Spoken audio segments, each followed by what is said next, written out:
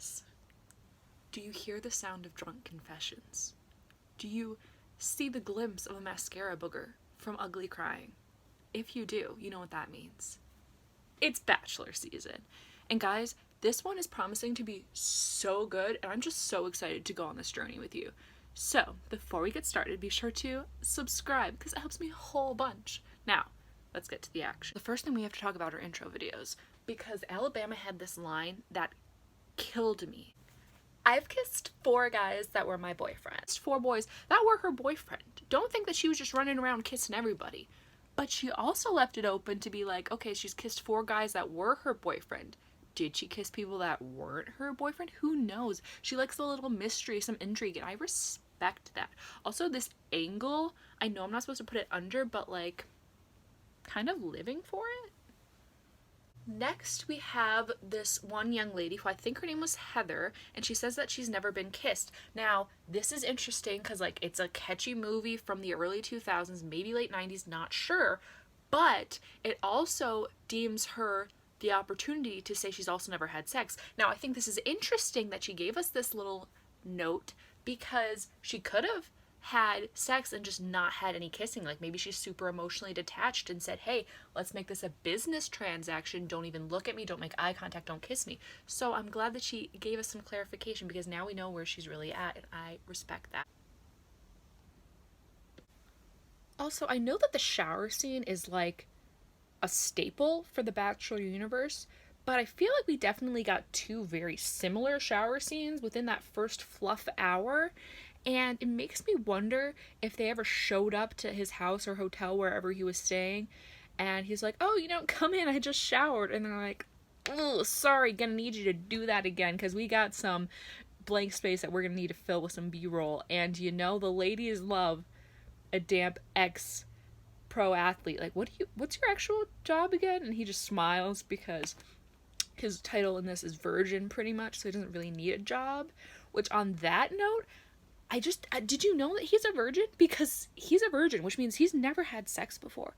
Guys, I don't know if you know this, because it's been kind of kept under wraps, and they have not been publicizing it, but that means that he is 26 and never had coitus with a woman. Can we believe it? Favorite gem of mine is when they talk about there's one thing missing in their life. The thing where it's like, yeah, I'm a billionaire, I have 7 platinum greyhounds, and I brush my teeth with ruby dust, but there's one thing missing.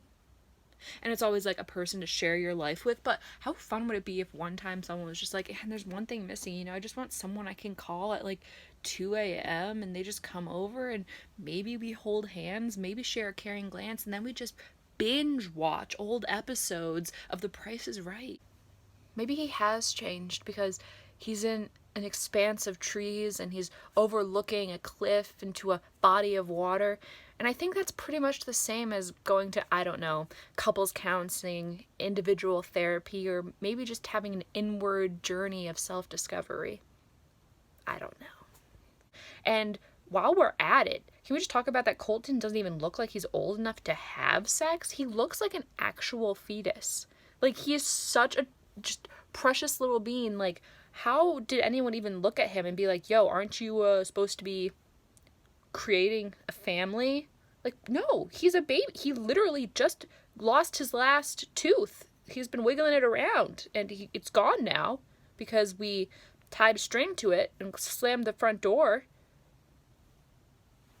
Crystal and her beau Goose in a hot tub, and there's cameras so close to them, and you see this line of just barely clothed people shivering outside of this little cesspool, and it very much feels like a porn.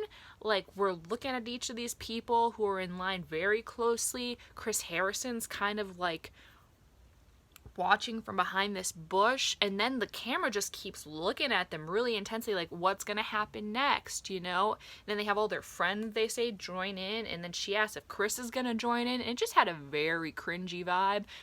Not to mention, then we get the gem from Wells, who's dating Miss Sarah Hyland, about how he's probably hoping that Tia's not there. And you could just tell in Will's face that he had a Hagrid, I shouldn't have said that moment, because he just kind of went blank in the eyes and just avoided eye contact from that point, because he realized, oof, that was a rough one. Best one-liners of the evening, if I do say so myself. We have one of the young ladies meeting Colton and telling her that she hasn't dated a virgin since she was 12. What? So, once you hit 13, they were all just laying around in sin?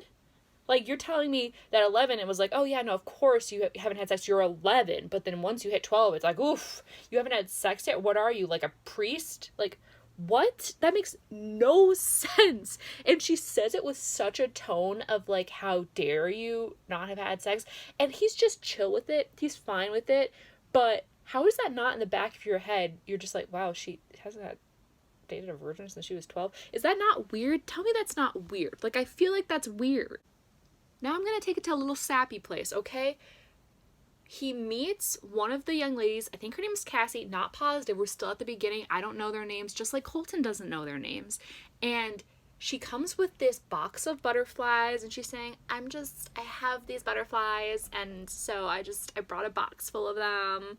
And he is absolutely just like in love with her in that moment. And then, I don't know if you guys saw this, but I literally freaked out because he keeps one of the butterflies and puts it in his little pocket, and I screamed. Like, if that's not the cutest thing you've ever seen, you're lying, because it was so precious. So my prediction is that she is going to be in the final two, but I think he's going to pick the little fairy sprite Hannah, or whoever got the first impression rose, because when Chris Harrison was talking about like, oh yeah, the first impression rose, he's like, yeah, just from the beginning Hannah felt like home, and the audience was all like, oh, that's so precious. But that pretty much means that like they're gonna be together, because we saw with the last Bachelor, Becca, and when the whole thing came out about Garrett like having, I think his name is Grant, I don't remember, like how he had inappropriate things that he tweeted about, and she defended him. So that like what they say after it like pretty much tells you who they're gonna pick. The girl who dressed as a sloth, look, power move. I think we can all agree that's a power move. But she just went so slow that it was cringingly uncomfortable to be put through, let alone having to talk to her after that. Not to mention that her job was sloth, which, look, we did that whole thing with like sharks before and, Cupcake and those kind of things. I think we can move on. I think that our palates are more sophisticated now and we can handle things that aren't just like jokes. Then we had a furry friend join us, and I think her name's Catherine, because she's the one who stole people like a billion times. And she has her dog. She hands it to Colton. Colton's holding the dog, and you visibly see the dog reach back for her. Like, it's literally just saying, no, not a good chance. I don't think you and my mom are going to work out. I'm going to go back over here. The sloth being in the tree is iconic. One of the things I wanted to talk about is how we had Catherine, steal Colton like 5 times. Which is like her prerogative. If that's how she wants to play the game, she plays the game. My problem was that Colton didn't say anything about it. Like, he was just like, oh, 3rd time's the charm, 4th time's the charm. Like, it was clearly obnoxious and, making the other girls uncomfortable. And he just sits there. Like, Colton, you gotta do something. Back to Precious Town for one little second. Because when he's talking to the speech pathologist and she says she's a speech pathologist, his eyes light up. So I don't know if he has like a thing for speech pathologists, or he just loves that she has a genuine job where she cares about other human beings. But he was so excited. And then when she was teaching him sign language, tell me that your cold little heart didn't just melt. And with that, guys, those are my takes on the first episode. I'm excited because I'm gonna do this every week. I'm jazzed about this season. So be sure to subscribe because it helps me a whole bunch. Subscribe.